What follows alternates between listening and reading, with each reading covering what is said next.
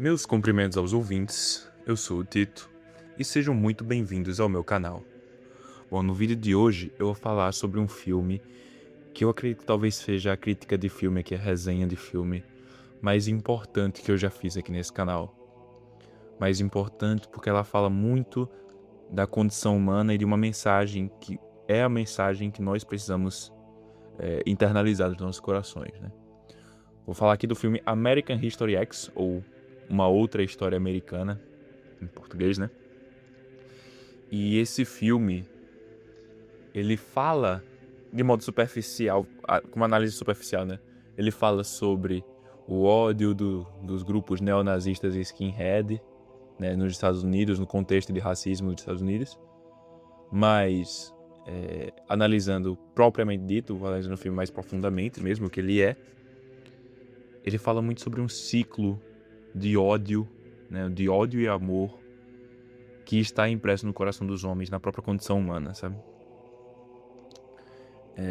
Uma das primeiras coisas que eu notei no filme, assistindo o filme, foi justamente a ideia de que as ideias são somente ideias, né? E elas não dizem nada sobre as pessoas de verdade, né? Porque dentro de grupos de pessoas que têm a mesma ideia, você vai achar pessoas muito diferentes, né? Dentro ali do grupo de neonazistas e skinhead, você tem pessoas com ideias de certa forma, que vivem de certa forma, que vivem de outra forma, que agem de uma forma, que agem de outra forma, e que se relacionam de formas diferentes com as pessoas, né? Então, muitas vezes, pessoas que possuem ideias de paz e amor são extremamente odiosas. E pessoas que possuem realmente ideias odiosas são pessoas realmente cheias de amor para dar, né? Até porque hipocrisia existe. Se ideias definissem quem nós somos, não existiria hipocrisia. Hipocrisia seria impossível. Porque hipocrisia é você ter uma ideia X, mas agir de forma Y, né? Isso que é a verdadeira hipocrisia. Hipocrisia não é mudar de ideia, né? Por exemplo, eu lembro que, como é que seja um exemplo muito esdrúxulo e meio ridículo, o Felipe Neto, lá no início da internet, né? Do início do YouTube, melhor dizendo, o Felipe Neto, ele era um canal só pra ficar falando mal e gritando e criticando, num canal de crítica, né? E era bem numa pegada mais assim, no mesmo estilo do Nando Moura, mais ou menos, né? Depois, o Felipe Neto se tornou o que ele é hoje, né? Que é assim, um canal com foco mais infantil, de cabelo pintado, falando bobagem, né? E aí muitas pessoas começaram a dizer que o Felipe Neto era um hipócrita e que ele tinha se tornado algo que ele criticava. Sendo que essa interpretação não se aplica, né? Porque isso não é hipocrisia, isso é mudar de ideia, isso é deixar de ser como você era e se tornar uma pessoa diferente. Mas hipocrisia implica necessariamente que você, ao mesmo tempo, pensa de uma forma e age de outra. O Felipe Neto mudou de ideias e mudou de como ele era para se tornar de um jeito diferente, né? Ele se tornou quem ele criticava, mas ele não criticava ao mesmo tempo que era, entendeu? Mas de qualquer forma, o que importa só para contextualizar melhor essa palavra, hipocrisia, né? A hipocrisia existe, e é justamente você defender uma coisa enquanto age de uma forma contrária, né? Uma forma contrária a essa coisa. Em todas as ações que nós temos, né, todas as escolhas que nós fazemos, todas as ações que nós agimos, né, na nossa vida, nós temos uma escolha a ser feita, que é se a gente vai agir com amor ou se a gente vai agir com ódio, basicamente, né? E o que define de fato as pessoas, que faz as pessoas agirem de tal forma, ou de X forma, de Y forma, é as suas experiências e as suas relações com as outras pessoas. As suas experiências pessoais e as suas experiências nas relações com as outras pessoas, né? Existe sim esse ciclo de amor e ódio, que eu já falei, que é próprio da humanidade, e não é só sobre o racismo norte-americano que trata no filme. É realmente da própria condição humana, né? Não existe nenhum grupo de seres humanos que seja completamente inocente e nenhum grupo de seres humanos que seja completamente culpado disso, de algum crime, né? Todos nós, na nossa própria condição humana, temos Deus e o demônio nos nossos corações, ambos, né? Nós agimos de forma contrária a Deus às vezes e buscando a Deus às vezes. Isso até mesmo para o ateu, tá? Isso até mesmo para o ateu. Muitas vezes o ateu age de forma cristã e muitas vezes o ateu age de forma satânica também. Assim, que na verdade são as únicas duas formas de agir, tá? Não existe outra forma de agir. Não tem como você ser o meio termo. Não, toda a nossa ação, ou a gente age de forma cristã, ou a gente age de forma satânica, né? Por quê? Porque tudo que é contrário a Deus é satânico, de certa forma, né? E tudo que não é direcionado a Deus é necessariamente contrário a Deus, porque Deus é o único caminho. Cristo diz na Bíblia: eu sou o caminho, a verdade e a vida. Ninguém vai ao Pai senão por mim. Se é o caminho, a verdade e a vida, significa que qualquer coisa que não seja Ele é fora do caminho, é mentira e é morte, né? Eu não estou falando necessariamente de fazer um discurso religioso aqui, no sentido de fazer uma pregação para que todo mundo se converta. Claro que eu quero que a conversão de todos, né? Porque eu sou um cristão. Mas eu não estou falando no sentido de que o ateu é necessariamente satânico. Não é isso. O ateu, ele age de forma cristã, muitas vezes. O que eu estou falando é simplesmente que a verdade está contida em Cristo. Na verdade, a verdade é o próprio Cristo, né? A bondade, né? O caminho.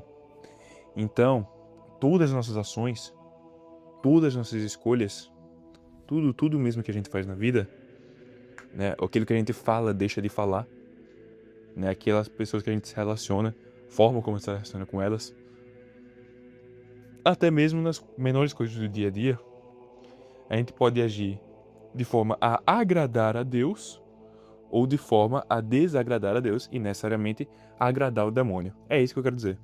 Então, o ateu, ele pode muito bem agir de forma a agradar a Deus, né? Tudo bem que o ateísmo dele desagrada a Deus e essa é uma ação dele que desagrada profundamente a Deus. Mas em outras ações do dia a dia, porque nós fazemos várias coisas no nosso dia a dia, todos os dias, né? Ele pode ter ações que agradam a Deus. É isso que importa. É isso que eu quero dizer, né? E dessa condição humana dividida entre santidade e pecado, entre bem e mal, entre certo e errado, né, que está impressa no coração dos homens, é dessa condição humana que surge na civilização, na sociedade, um ciclo que nós vivemos, que é um ciclo de amor e ódio, né? O ser humano, ele vive sempre num ciclo de fomentar cada vez mais ódio e fomentar também um certo amor por debaixo desse ódio, né? É a empatia e a falta de empatia.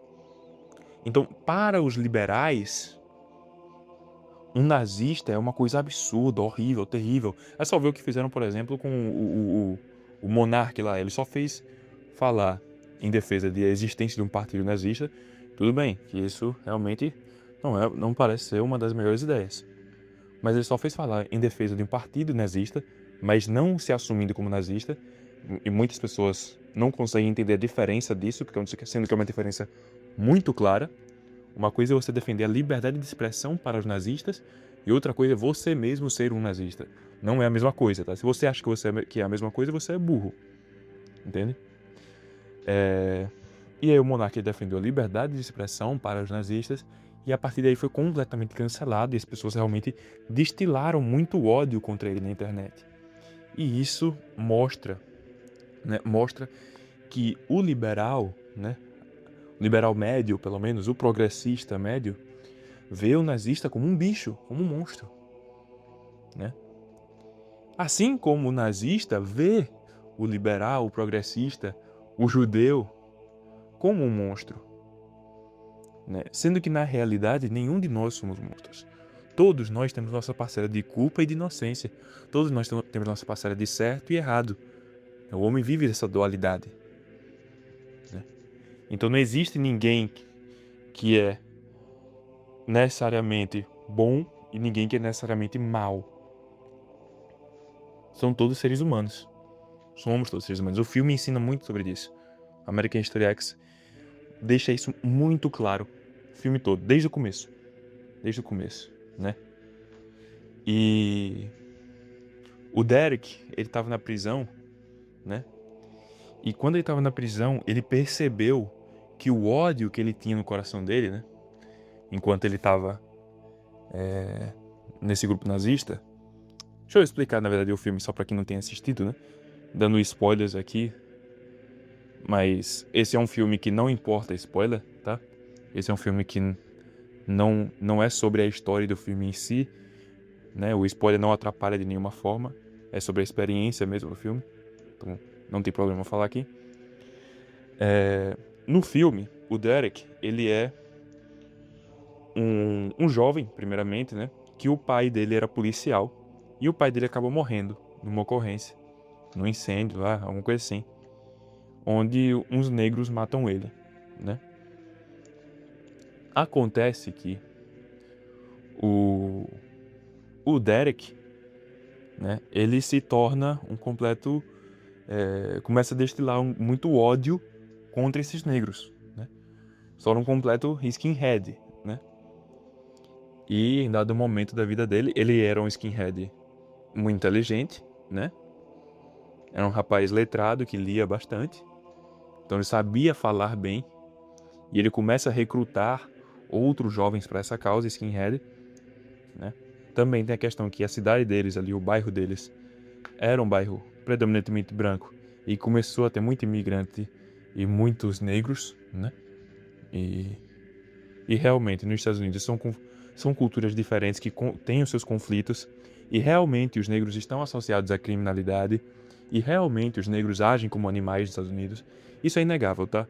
Pode vir alguém com um discursinho bonitinho, mas esses discursos, muito da esquerda americana, de querer passar pano pra tudo, é na verdade uma ou completa outra forma de não ter empatia.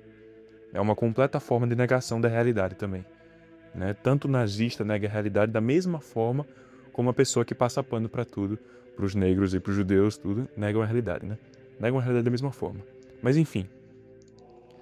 Acontece que nesse cenário, o Derek acaba se tornando um skinhead proeminente, né? Que chama muita atenção, que tem muitos seguidores. E um certo dia, 2 negros invadem a casa dele pra... 3, na verdade, né? Invadem a casa dele lá pra roubar o carro do pai dele, que tava na garagem, do lado de fora. Ali na frente da casa, né? No quintal. E o Derek desce, pega uma arma, né, e mata os 3, né? Um tava no carro, esperando o motorista, outro tava arrombando o carro e outro tava vigiando, assim, na frente da porta, né? Ele abre a porta e dá o tiro nos 3, né? Inclusive, um ele mata com a cena icônica dele mandando o cara botar a boca no meio-fio e chutando a nuca do cara, né? Pisando na nuca do cara. Nisso, ele vai pra prisão. Depois ele volta da prisão. E quando ele volta da prisão, ele encontra todo um grupo de skinheads muito maior, muito mais organizado e que o idolatram, né? E aí, ele que na prisão mudou, deixou de ser skinhead, deixou de carregar todo esse ódio no coração, ele começa a batalhar contra esses ideais desse grupo que estão idolatrando ele, né? E principalmente batalhar contra como o irmão dele, Danny, né? O Danny Vineyard, acabou assimilando essas ideias, que eram as ideias dele antigamente, antes de ir pra prisão, né? E o irmão dele se tornou um skinhead também. E aí ele faz de tudo pro irmão deixar de ser, né? O protagonista real do filme, na verdade, é o irmão do Derek, não o Derek, né? Que age como um narrador, além de protagonista, né? Na verdade, melhor dizendo, o protagonista é o Derek e o Danny é o narrador, né? E o Danny tem um certo enfoque também em algumas partes. Em algumas cenas o Danny tem muito mais enfoque do que o Derek, né? Mas ele é mais o narrador e o Derek o protagonista, mais. Enfim. E aí no final do filme, acontecem outras coisas lá que eu vou falar mais pra frente no vídeo. O que importa é, nesse tempo que o Derek estava na prisão, ele percebeu que o ódio estava o consumindo, né? O ódio estava consumindo ele e o mataria, né? Tanto que depois que o Derek conta como foi na prisão, né? Pro Danny, o Danny disse pra ele, pô, eu sinto muito, né? Eu sinto muito que isso aconteceu com você. I'm so sorry that happened to you. Né? E que foi, tipo, uma série de coisas que aconteceram na prisão, envolvendo outros neonazistas, etc. Ele foi estuprado na cadeia, né? Acabou se tornando amigo de um negro na cadeia. Ele tinha muito medo de morrer na cadeia, etc, né? E aí ele só responde com, não, eu não me sinto mal. Na verdade, eu sou grato. Eu tive sorte, porque aquilo que estava me consumindo iria me matar. O que ele quer dizer com isso? Se você olhar é só essa cena, né? Dele falando com o Danny, sem ver a cena antes do tudo que aconteceu com ele na prisão, você não vai entender exatamente. Mas o que ele estava fazendo, o que ele estava falando, melhor dizendo, pro Danny aí nessa cena, é justamente que o ódio iria matar a alma dele. No sentido que se só o corpo morrer, aí vale a pena. Né? Por que eu digo isso? Porque se você vê na prisão, ele tem uma cena que ele tá falando com um amigo dele, que é o carinha negro, que trabalha lá dobrando lençóis, onde o cara fala bem assim pra ele, mano, você tá maluco, você tá brigando com os caras do seu próprio grupo, né, que são os neonazis lá, os skinhead. Você não pode fazer isso, porque se você ficar sem grupo na cadeia, todos os outros grupos vão fazer mal a você, entendeu? Vão te matar. E ele fala, eu sei disso. Porém, ele deixa claro, assim, pelo menos na forma como ele age, que, na verdade, ele sabe muito bem disso, mas que isso não importa, porque vale muito mais a pena deixar o ódio de lado e se desassociar dos skinheads, do movimento skinhead, pra manter o coração sem ódio no coração e morrer, né? E ter o seu corpo morto, né? Ele quer dizer justamente que o ódio iria matar a alma dele, mas se só o corpo morrer, ele continua vivo. Né? É a mensagem cristã propriamente dita. Né? Essa cena onde ele tá falando com o Nene sobre como foi a vida dele na prisão é a mensagem cristã mais real. Né? É a verdadeira mensagem cristã. É para isso que Cristo veio. Né? Ele tá falando justamente que se só o corpo morrer, mas o coração estiver cheio de amor e não de ódio, então vale a pena. Né? Se para salvar a alma deve se matar o corpo, então vale a pena. É isso que ele tá falando. Então ele quer dizer, acima de tudo, e que é até inclusive uma das mensagens finais do filme que o Danny fala expressamente, né? É que acima de tudo, o ódio nunca vale a pena. Né? A vida é muito curta para odiar as outras pessoas, né? Diz o Danny no final do filme. E justamente essa deve ser a resenha de filme, a resenha de cinema que mais importante que eu já fiz, porque a mensagem que esse filme passa é de longe a mais importante para todos nós, né? Porque ela diz tudo sobre o ser humano. E não é uma mensagem religiosa, né? Não no sentido superficial, né? É sobre evitar o amor, ou evitar o ódio e buscar o amor, que é toda a mensagem cristã, né? Mas por uma visão muito mais realista e muito mais humana, né? Que pega bem no fundo da alma. Eu não tô falando humano no sentido humanista, não, tá? Pros católicos que assistirem o meu vídeo aqui. Não é humanista, não é iluminista, nada do tipo. Não é uma versão muito mais antropológica, nada do tipo, sabe? É porque a religião é o amor, né? E eu acredito nisso. O verdadeiro amor é o amor de Cristo. Mas quando você fala somente em religião o tempo todo, muitas vezes esse discurso fica pouco acessível e até mesmo superficial, né? Não refletindo todas as nuances da vida humana. Acaba até mesmo afastando muito mais quem não é religioso do que atraindo. Né? E o amor, ele está em todas as coisas. Deus é onipresente. Né? Então Deus está em todas as coisas. O amor é Deus, mas Deus está em todas as coisas. Então o amor está em todas as coisas. E nós podemos, né, captar isso, nós podemos perceber isso. Né? Então o amor está em cada uma de nossas escolhas, em cada uma de nossas ações. E nós podemos escolher agir com amor ou com ódio, né? Então, American History X reflete isso com um exemplo bem real mesmo, né? É justamente mostrando como o Derek tem essas opções e como ele acaba, por um tempo, escolhendo o ódio, mas mais pra frente escolhendo o amor, né? Na prisão ele percebe tudo isso e passa a buscar escolher o amor, né? Tem uma cena que eu não gostei. Eu acho que é a única cena do filme que eu não gostei. O filme eu acho muito bom. Aí tem 2 cenas só do filme que eu não gostei.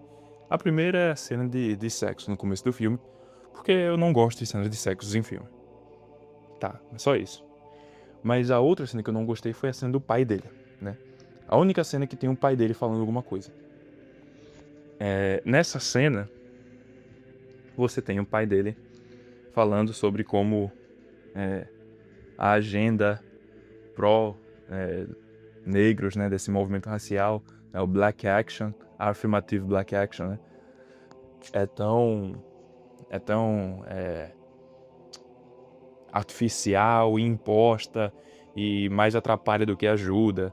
E aí ele fala que o professor lá do Derek, que é o professor de literatura, muito importante no filme, inclusive, né, é só fala nigger bullshit, né, só fala besteira de negro. E é interessante essa cena para moldar o personagem Derek como personagem, né, desde o seu início ali, tendo aquelas ideias já incubadas, né, ali no fundo ali, no fundo da sua alma já tinha aquelas ideias ali, que depois foram desenvolvidas depois da morte do pai, mas é feito de uma forma muito artificial, eu achei, não é natural, né, porque a esposa do cara é toda antirracista, né, é bem uma pessoa normal, na verdade, melhor dizendo. A menina também é uma pessoa normal. E o pai é racista, não me desce, sabe? Não parece muito fazer sentido. Parece muito mais, faria muito mais sentido se o pai só não fosse racista, não tivesse problema nenhum, só tivesse morrido por conta de negros, e depois o Derek realmente tivesse ficado completamente racista e virado skinhead, né? Porque o pai dele morreu pra um negro. Isso acontece. Isso acontece. E não necessariamente o pai era racista antes. Não necessariamente ele teve nenhum valor racista pra se tornar racista do nada. Até porque existe internet, existem pessoas que já são racistas e que não tem nada a ver com sua família e que podem conversar com você e te passar essa ideia, entendeu? Então ideias são adquiridas de várias formas, né? Eu achei que colocar o pai dele como sendo alguém, pelo menos levemente racista, foi uma jogada muito artificial e não natural, não ficou legal no filme, né? Mas é só isso, né? Tirando isso, toda a construção do filme usando essa cena é boa também, né? A cena em si que não ficou legal, né? Depois tem a cena também, uma cena muito boa, que eu gostei bastante, que eu queria falar um pouco sobre. É uma cena que eles estão, o Derek e o Danny ambos, tirando todos os pôsteres nazistas e a bandeira da Alemanha nazista, tudo do quarto deles, né? E nessa cena você percebe como todos os pôsteres nazistas deles, pelo menos a sua grande maioria, possuem escancarado o sentimento de revolta. Tem um mesmo, que é um soldado alemão lá, olhando para o céu ajoelhado e gritando why. Why de porquê, tá? Não é o why de mineiro, não. O why porquê em inglês, né? E isso já mostra como eles chegaram até esse sentimento, eles chegaram até esse movimento skinhead, até essas ideias, a partir desse sentimento de tristeza, de revolta, de indignação. Não é só pelo ódio a uma minoria do nada, assim, não surge do nada esse ódio, né? E justamente, né, as pessoas, todo mundo tem o seu caminho para chegar em algum lugar, né? Inclusive as ideias mesmo, né? Isso é bem claro também no filme, que todas as ideias possuem um fundo de verdade e que ninguém devota a sua vida a algo que seja completamente sem sentido, né? As pessoas não são tão burras assim, ninguém é tão burro assim. Pode ter uma outra pessoa na humanidade que seja tão burra assim, mas a grande maioria das pessoas não são tão burras assim, né? De devotar a sua vida inteira para algo que não faz sentido nenhum, né? Todas as ideias possuem alguma coisa, pelo menos, que faça sentido, né? Ou pelo menos possuem um apelo emocional que faça muito sentido, né? Então não tem como condenar completamente ideias ou grupo de pessoas de alguma ideia, né? Você tem que ter, né, ver com empatia como aquela pessoa chegou até ali, né? Porque as pessoas tiveram, né, seus motivos para isso, né? Não tem como condenar 100% os nazistas, dizer que todo nazista é burro, dizer que a ideia nazista é completamente retardada, porque não é verdade. Nenhuma ideia é completamente retardada e nenhuma pessoa é completamente burra, né? Os nazistas têm os seus pontos de verdade e que sustentam, fundamentam essa ideia e deixam ela atrativa para novos nazistas, né? Porque senão, se não fosse assim, nem sequer seria uma ideia que tem tanto engajamento, né? Porque, como eu falei no começo do filme, né? Todos nós somos culpados e inocentes, né? Todos nós temos nossos dois lados. As ideias também são da mesma forma. As ideias têm as suas ideias verdadeiras e erradas, né? Tem suas partes boas e ruins, né? Mesmo que uma ideia seja completamente errada no escopo intelectual, ela vai ter seus motivos muito bons para ter um apelo emocional com as pessoas, né? Por exemplo, mesmo o nazismo. Nazismo, não o nazismo em si, de Adolf Hitler, nada, mas o neonazismo americano, de hoje em dia, né, dos skinheads, ele tem um apelo emocional muito forte se você analisar a sociedade americana. Que a sociedade americana realmente é dividida em raças. Não existe miscigenação lá. O que tem é muito pouco. E essa divisão racial que existe lá, esse racismo já cultural, da cultura desde o início, né? Porque os ibéricos, espanhóis e portugueses, vieram para cá solteiros, navegantes nos navios, né? Exploradores, solteiros. E desceram na terra e se casaram com as índias, né? Agora, nos Estados Unidos, como é que foi? Foram famílias de puritanos expulsos da Europa que chegaram lá e tomaram dos índios, né? Aqui no Brasil, se não me engano, mais de 40% dos indígenas morreram no contato com o português por gripe. Nos Estados Unidos, eu não sei exatamente quantos, mas com certeza muito mais que isso, morreram de tiro mesmo, porque lá foi diferente a interação. Isso é da própria cultura desde sempre, né? Se você vê hoje em dia, tá a mesma situação. Hoje em dia você tem grupos étnicos separados, né? E aí você não vai ter o contato correto entre essas pessoas, porque elas não vão se entender, e vai ter embates. Outra coisa também é que realmente o negro americano, e isso muito por culpa também do movimento negro, né? E muito por culpa também do próprio governo mesmo, do seu racismo estrutural, o negro americano é realmente completamente animalizado. A cultura do hip hop é só sobre droga, putaria e arma. E os caras só fazem ouvir rap, fumar droga e matar gente todo dia, o dia todo. Isso não é uma propaganda nazista, neonazi dos skinhead. Isso é realmente o que acontece nos Estados Unidos. E aí, para um branco que vive lá ficar revoltado é muito fácil. Claro que lá tem pessoas negras que prestam. E claro que isso não é uma ou outra, é um grande número de pessoas negras que prestam. Só que o problema é que quando um grande grupo, muito maior do que nas outras etnias, faz besteira, por exemplo, o que é que eu quero dizer com isso? É que nas outras etnias nos Estados Unidos, brancos, latinos e asiáticos, todos eles cometem crimes, isso é óbvio. Mas a porcentagem de brancos que cometem crimes, a porcentagem de negros, ou de latinos que cometem crimes, e a porcentagem de asiáticos que cometem crimes dentro dessas próprias etnias, né? Em comparação à quantidade de brancos que cometem crimes e brancos que não cometem, latinos que cometem, latinos que não cometem, asiáticos que cometem, asiáticos que não cometem, é muito diferente no sentido do negro. Porque lá a quantidade de negros que cometem crimes e a quantidade de negros que não cometem é ridícula, entendeu? A grande maioria dos crimes lá, a maioria das pessoas que cometem um crime são negros, e a grande maioria dos negros, né, cometem crimes. Né? A maior parte, uma grande parte da comunidade negra americana são criminosos, entendeu? E isso faz o quê? Isso cria uma imagem terrível. Uma imagem terrível para o americano médio, né? Então, hoje em dia, o racismo na América Racismo nos Estados Unidos é realmente algo muito, muito difícil você conseguir quebrar. Porque os caras não estão errados em falar que os negros estão fazendo muita besteira. Agora, eles estão completamente errados em falar que todo negro faz besteira. Ou que é natural do negro fazer besteira, que não é uma característica social o negro está fazendo besteira. Entendeu? Mas é uma construção cultural, social e histórica, né? Isso é inegável, até porque eu dou graças a Deus que eu nasci negro, né? Dou graças a Deus que eu nasci negro e eu consigo perceber esses problemas.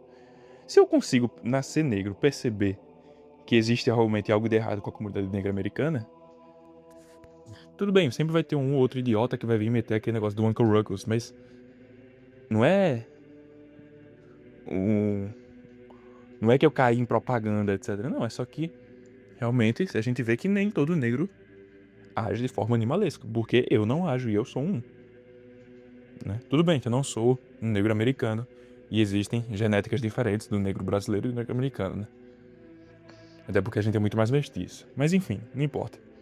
Esse talvez não importa nada para tudo que eu tô falando aqui. E o que eu quero dizer é que todo mundo tem seus motivos, né? Assim como o negro tem todos os motivos para odiar os brancos também, os brancos lá têm todos os motivos para odiar os negros, né? Tudo bem que ambos estão errados, né? Se a gente vê no filme American History X, o foco, por ser o protagonista e o narrador, o foco tá no grupo skinhead, mas todos os negros que aparecem no filme agem da mesma forma como os skinheads, só que pelo lado contrário, né?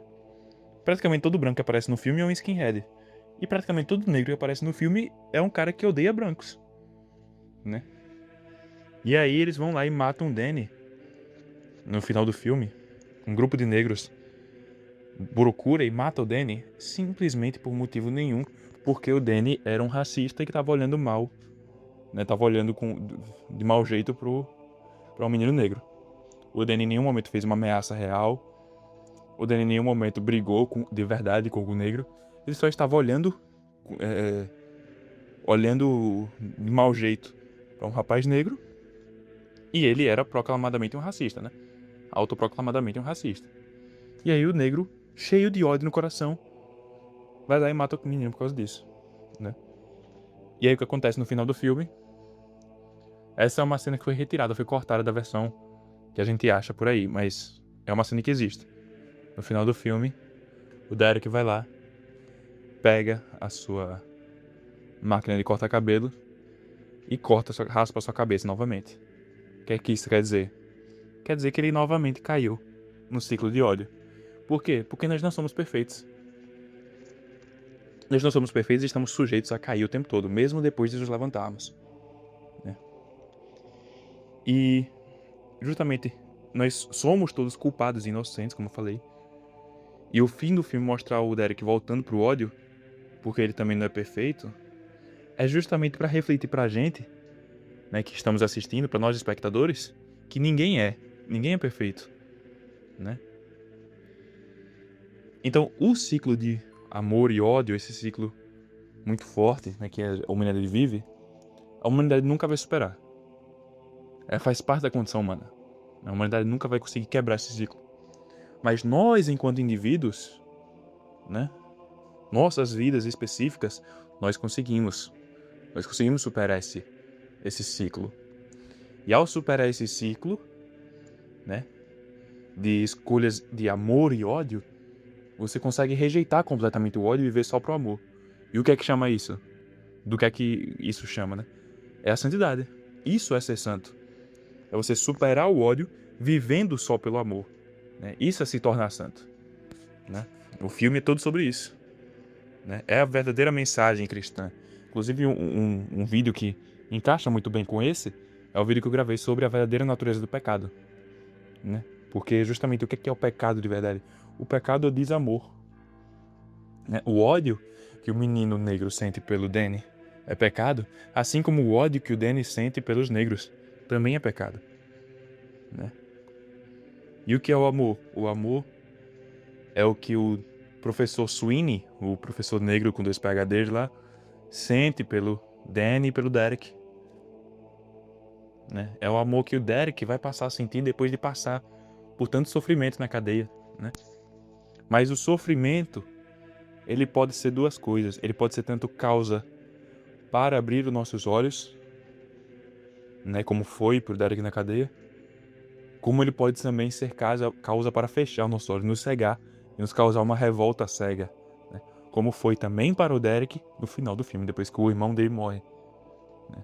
Quando ele vê o irmão dele ensanguentado ali, o coração dele é tomado pelo ódio de novo, por causa do sofrimento, né? Então nós temos que saber lidar com o sofrimento, né? O catolicismo ama muito o sofrimento, né? Fala muito do sofrimento, mas não é só sofrer na terra para alcançar o céu. A gente tem que saber lidar com o sofrimento, porque senão, muitas vezes esse sofrimento acaba se tornando um vício, né? O vício da melancolia, para a pessoa se torna depressiva e se matar, ou então o vício da ira, né? Que a pessoa sofre e sente ódio, e aí quer revidar, né? Mas isso não é verdadeiro amor, não é assim que nós devemos agir, né?